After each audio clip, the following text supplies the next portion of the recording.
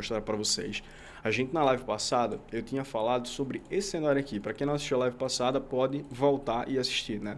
Esse é praticamente o cenário que Bitcoin estava desenhando durante a nossa análise no mercado semanal passada. A gente tinha essa geração de liquidez, né? O mercado estava praticamente aqui, né? Quando eu fiz essa análise, ó, domingo, enquanto eu fiz a análise. E aí eu tinha marcado para vocês justamente essa região de demanda de 4 horas que a gente tinha aqui, que tinha convergência com 7,5 e 8,5, né? Então eu falei que a gente poderia ter de fato uma correção do preço do ativo para ele vir buscar essa região aqui, ó, de demanda, e depois que ele viesse buscar essa região de demanda, aí sim a gente poderia ver o realinhamento do fluxo do mercado aqui para alta, né? Então isso de fato acontece, o mercado ele faz um movimento de despejo em direção à nossa região de demanda. Depois que ele chega na região de demanda, ele também faz um alinhamento de fluxo, né? Então se a gente voltar aqui, ó, por exemplo, para ou 15 minutos, já dá para ficar claro por 5 minutos também, mas aqui a gente já tem a mudança de característica acontecendo em low time frame, em 5 minutos e 1 minuto, depois o mercado faz correções e segue um fluxo comprador, tá? Inclusive dando várias oportunidades de compra ao longo desse período. Eu tinha comentado também que aqui acima a gente tinha uma probabilidade de valorização do ativo, por quê? Porque a gente também tinha a geração de bastante ineficiência, né? A gente tinha bastante ineficiência aqui para Bitcoin, e a direção do mercado foi de fato essas análises aqui eu fiz de fechamento lá da comunidade, né? Então o mercado, ele de fato faz a reestruturação, vai buscar os níveis de ineficiência que a gente tem aqui acima, né? Então isso acontece uma vez, depois ele vai buscar outro nível antecipado aqui, ó, de supply. Tá? Ele deixa uma supply de 1 hora, vai buscar, ele não faz necessariamente a invalidação dessa região de supply, porque a gente não tem o candle fechando ainda acima dessa região, né? Então praticamente essa movimentação que ele faz é de captura de liquidez dos topos anteriores, né? Então a gente está vendo praticamente agora um movimento de acumulação acontecendo em Bitcoin, e isso deixa para a gente um cenário de que sim, a gente pode chegar a ter uma violação dessa região de supply, tá? O mercado está fazendo negociação dentro da região de supply. Só que se a gente for observar o cenário que está agora, olha só o que acontece. A gente tem uma movimentação no mercado. Vou até limpar aqui para ficar bem claro para vocês, tá? Deixa eu jogar essa região aqui para cá.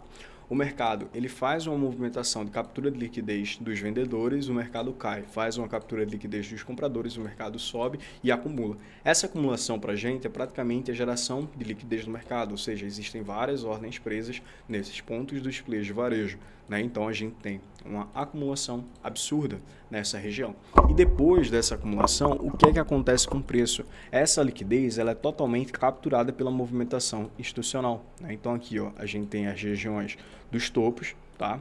Essas regiões aqui dos topos, e a gente tem a captura dessa liquidez. Aqui a gente tem a região dos fundos e a gente tem a captura dessa liquidez. E aí, sobre a questão da liquidez, é importante vocês observarem o mercado fazendo a movimentação de captura e observar a última captura de liquidez, tá? Por quê? Porque inicialmente a gente tem a captura de liquidez de quem? Dos vendedores. Então o mercado vai lá, faz essa captura de liquidez aqui, ó, dos vendedores, faz a manipulação, derruba o mercado. Só que essa derrubada de mercado gera a captura de liquidez dos compradores, tá? Então a gente pode de fato estar vendo um cenário de captura de liquidez dos compradores para aí sim seguir um fluxo comprador no mercado, tá? Ó, se vocês forem observar dentro dessa região, a gente ainda está numa estrutura de alta, tá? Complexa, mas ainda de alta. O mercado deixa as suas regiões. O que é que eu observaria para invalidar esse cenário? A gente tem os nossos pontos protegidos. Por exemplo, aqui para Bitcoin, os últimos pontos protegidos são essa região do 87581 e a gente tem outro fundo protegido logo aqui abaixo, tá? Então, eu acredito que a gente pode, de fato, ter para Bitcoin uma sustentação do preço nessa região. Porém, se em low time frame a gente começar a ver a invalidação dos fundos recentes, por exemplo, o mercado vier romper esse fundo aqui, ó, que obviamente isso aqui pode ser a estrutura só interna, né, um pullback. Então, se ele começar a romper esses fundos e vier a romper o fundo forte do mercado, a gente pode ter um movimento de correção mais acentuado, tá, para Bitcoin.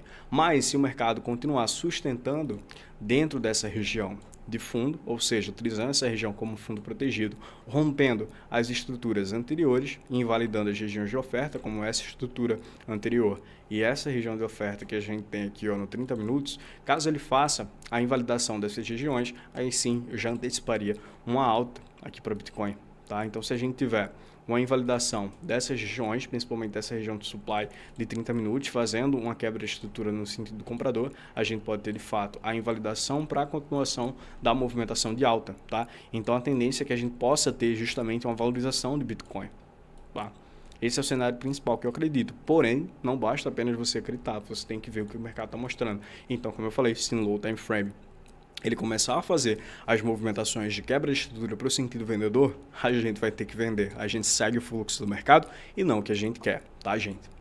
Vocês entenderam a análise do Bitcoin? Não? Alguma dúvida?